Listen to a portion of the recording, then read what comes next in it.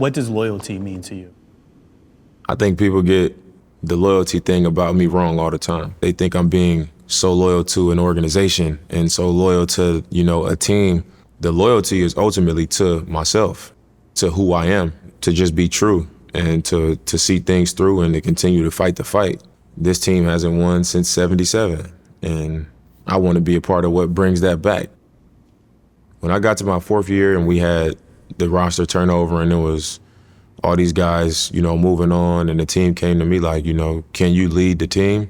When they asked me, I was just like, yeah, because I've never questioned myself. But in that moment when I said, yeah, I really hadn't thought about the depth of it. After that, when I kind of walked away from that meeting, I was just like, I'm going to make this mine, I'm going to be 10 toes into it and I'm going to own it. I'm going to see it through here for the rest of the way, you know what I mean? And each year that's gone by, it's just it's grown, you know what I mean? Like, all right, I didn't put a major investment into this, like my heart been in it, my mind been into it. My family, I got 15 family members out here now, and at first it was 2.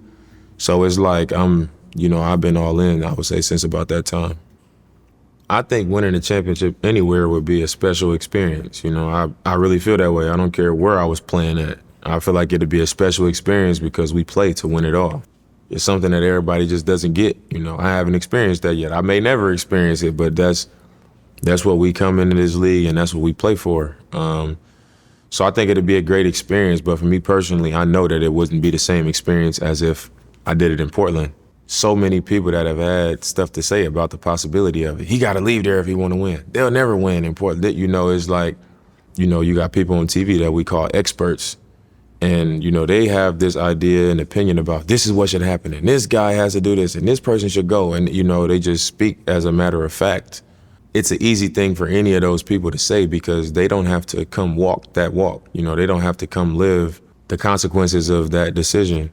You'll never see me making a decision based off of outside people because, anytime I got to make a major decision or something that's like, all right, this could be life-changing, I sit with myself first because I'm the person that's going to have to live with that decision every day.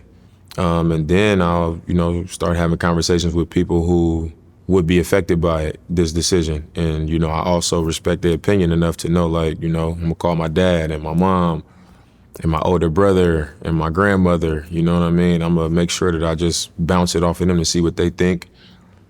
And obviously I'm going to have to speak to my wife about it because she's going to be rolling wherever I'm rolling. So I think what's given me the most fulfillment just in my journey is being a dad has changed the way I look at life.